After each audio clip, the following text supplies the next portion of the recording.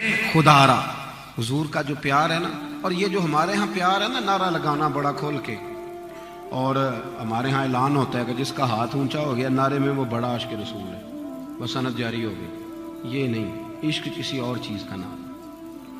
عشق نہ کسی ایک نوجوان وہ میری طرح کا جو مولوی پگڑی داڑھی باندھ لیتا نا، داڑھی رکھ کے پگڑی باندھتا ہے، اس کو بھی کلین شیو نوجوان اکثر گناہگار ہی نظر آتے ہیں. حالانکہ نہ کسی کے حال پہ طنز کر، نہ کسی کے غم کا مذاق اڑا، وہ جسے چاہیں جیسا نواز دیں. ہاں یہ کیا پتہ ہے کہ کس کا دل کہاں جڑا ہوا ہے.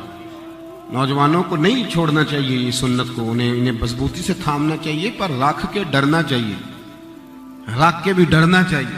یہ ہمارا مزاج ہوتا ہے نا. کئی دفعہ لوگ سمجھتے ہیں کہ شاید عشق جو ہے وہ جس نے پگڑی باندھ دیا اس نے چھپا لیا پگڑی کے نیچے اور داڑھی کے اندر. یہ بھی ہمارا مزاج ہوتا ہے. ایسا نہ کرے، یہ تو عطا ہے، وہ جس کو چاہیں دے دے. میں صحیح کہہ رہا ہوں، جس کو چاہیں.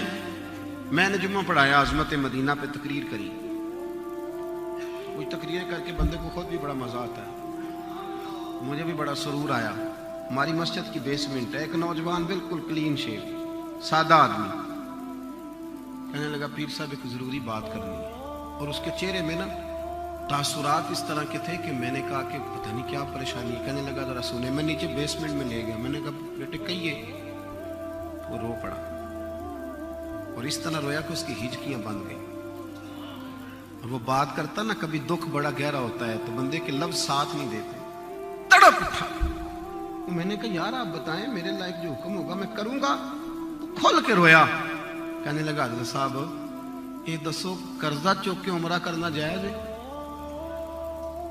اب نہیں مجھ سے رہا جاتا. حضور میں مقروض آدمی ہوں، غریب ہوں، تنگ دست ہوں، مجبور ہوں، لیکن لوگ مدینے جاتے ہیں تو میری بس ہو گئی. بڑا روتا ہوں، مجھے بتاؤ قرضے سے عمرہ ہو. میں نے کہا یار جب اتنا درد ہونا تو ویسے ہی وہ بلا لیا کرتے، ویسے ہی کرم ہو جاتا. اس پہ کرم ہو گیا، اللہ نے کو ذریعہ بنایا، وہ چلا گیا، وہ ہو آیا.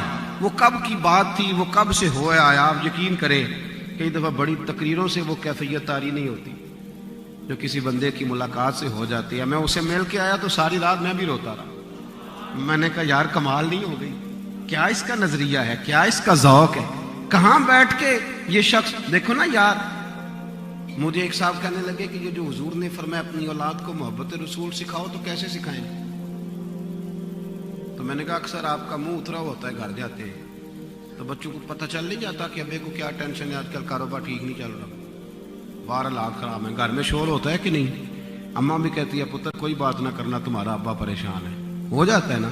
تو میں نے کہا میری سمجھ میں تو یہ آیا ہے کہ کبھی کبھی ابا رضائی میں رونے لگے اور جب اس کی ہچکیاں بن جائیں تو بچے پوچھیں کہ اماں جی ابا جی کو کیا ہے، تو اماں کہ پتر چپ کرو تمہارے والی بات نہیں، اماں بتائیں تو صحیح. تو پھر اماں کہے پتر تمہارے والد کو نا مصطفیٰ کا مدینہ یاد آ، انہیں نا درد ہے وہ کیفی. اس سے بچے محبت سیکھیں گے، اس سے ان کے دلوں میں شعور آئے گا، انہیں پتہ چلے کہ ہم نے نا یار کبھی تیرا میرا بچہ ضد کرے، وہ ضد کرے کہ نہیں جیسے مرضی کرے، میں نے میلاد کے دن لائٹیں لگوانی ہیں، وہ ضد کرے، اسے پتا ہو کہ یہ بڑا قیمتی کام ہے. یہ والی ضد جب وہ کرے تو پھر اس پر شفقت کا دروازہ کھول دے کہ یار یہ تو تیری ضد بڑی مزیدار ہے، یہ تو روز کیا کر، اس کا تو مزہ ہے. نبی کریم کا ادب، حضور کا پیار، صحابہ کرام کی غلامی، اہل بیت نبوت کا احترام، ان لوگوں کے ساتھ مضبوطی. درود و سلام پڑھنا تو ذرا ذائقہ لے لے کے پڑھنا، ذرا مزے کے ساتھ. یار آپ درود تاج سنتے ہیں کبھی؟ ایک دفعہ میرے کہنے پہ بھی سننا. آج آپ یقین کریں کہ وہ درود شریف ایسا ہے کہ چسکا لے لے کے پڑھنے کو دل کرتا ہے جی. صاحب التاج والمیراج والبراق والعلم. اور دیکھیں جب حضور کا نام اسمہ مقدس معطر مطہر منور فی البیت، آپ اس کا مزہ تو لینا. کبھی ہم نہ خالی پڑھ کے گزر جاتے ہیں. کچھ لوگوں کو شکوہ بھی ہوتا ہے، ختم شریف تھا تو آپ کو پتہ ہے نا ہمارے لوگ کئی دفعہ نہیں خیال کرتے.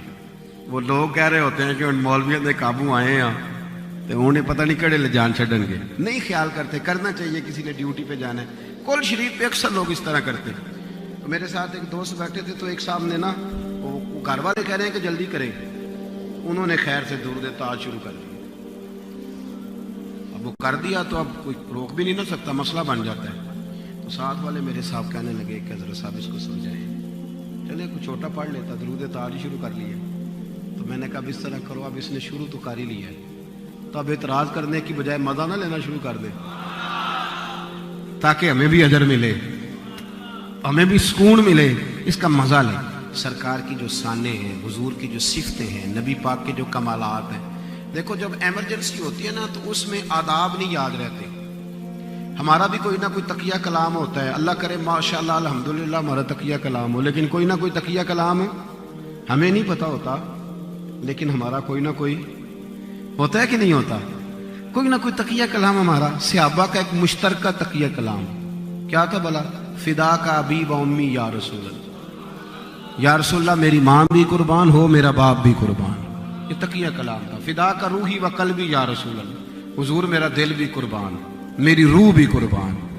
یہ جب ایمرجنسی ہوتی ہے تو اس میں القاب یاد نہیں رہتے. میرے جو کپڑے کو پیچھے آگ لگ گئی کرتے کو, تو میرے ایک مرید ہیں, انہوں نے کہا جناب مفکر ملت, شیخ طریقت, آفتاب علم و فضل, فلاں فلاں, اتنی دیر میں آگ یہاں تک پہنچ گئی.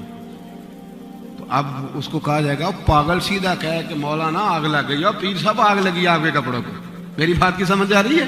ایمرجنسی میں ہلکا بات نہیں لینی چاہیے, سیدھی سیدھی بات کریں کہ سب آگ آگ آگ, کپڑے بچائیے, یہی کہنا چاہیے نا. غار ثور کے اندر جناب صدیق اکبر, ان کے پیر کو نہ ڈنگ مارا ہے سانپ نے. سچی بات بتانا, سچی, اگر سانپ آ جائے تو میرا خیال ہے کہ محفل کیا, جلسہ کیا, کوئی شے نہیں یاد رہے گی. درم برم ہو جاتا ہو, سانپ سانپ سانپ, اور بڑے بڑے سیانے بندے کانپنے لگتے. سانپ جو آگے وہ ڈنگ مار رہا ہے. جناب صدیق اکبر کو اتنی تکلیف ہوئی کہ آنسو نکل آئے. حضور نے پوچھا ابو بکر کیا ہوا؟ یہ نہیں کہا سانپ سانپ سانپ, یہ نہیں فرمایا.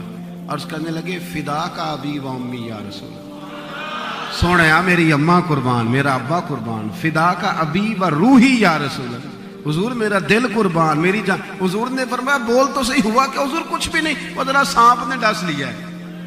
اتنی ایمرجنسی میں وہ لوگ نہیں بھولتے, اتنی پریشانی میں بھی نبی پاک کے آداب بھولتے, ایک منٹ کے لیے انہیں فرق نہیں. اور ایسی باتیں جن کا حضور نے حکم بھی نہیں دیا.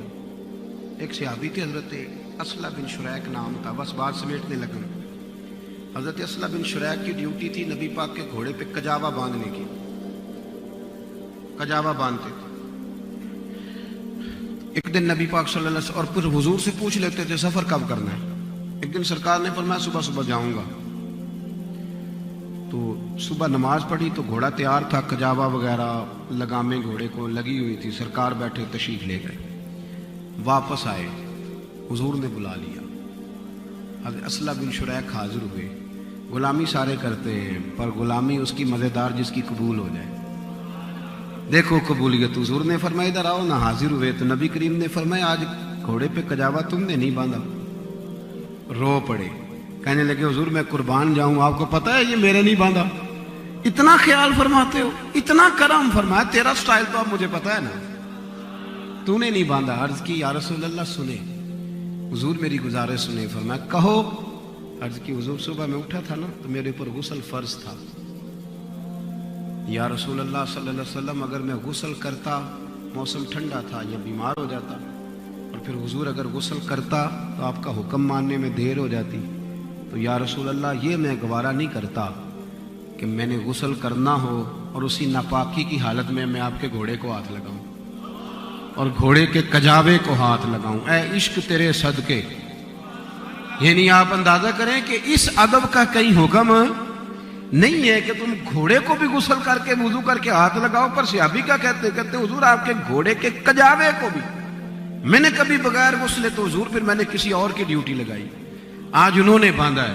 میرے رسول کریم صلی اللہ علیہ وسلم نے فرمایا تیرا باندھنا ہمیں ذرا بھلا لگتا ہے.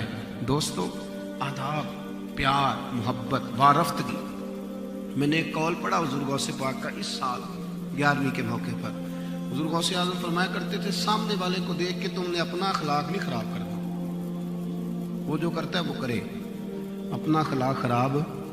لوگ آپ کو بڑے بڑے مشورے دیں گے کہ کہ چھوڑو یار آپ تعلیم پہ عمل کرو، لیکن انہیں بتاؤ کہ جب تک پیار نہیں ہوتا عمل کا بھی مزہ نہیں آتا، جب تک وارفتگی نہیں ہوتی تب تک معاملات آگے چلتے نہیں۔ اس لیے محبت کریں۔ اس کا طریقہ یہ ہے کہ درود و سلام کھول کے پڑھا کریں۔ ایک روپ سجا کے رب آیا، ایک روپ سجا کے رب آیا، سب سر سجدے وچ جھک گئے نے۔ ایک روپ سجا کے رب آیا، سب سر سجدے وچ جھک گئے نے۔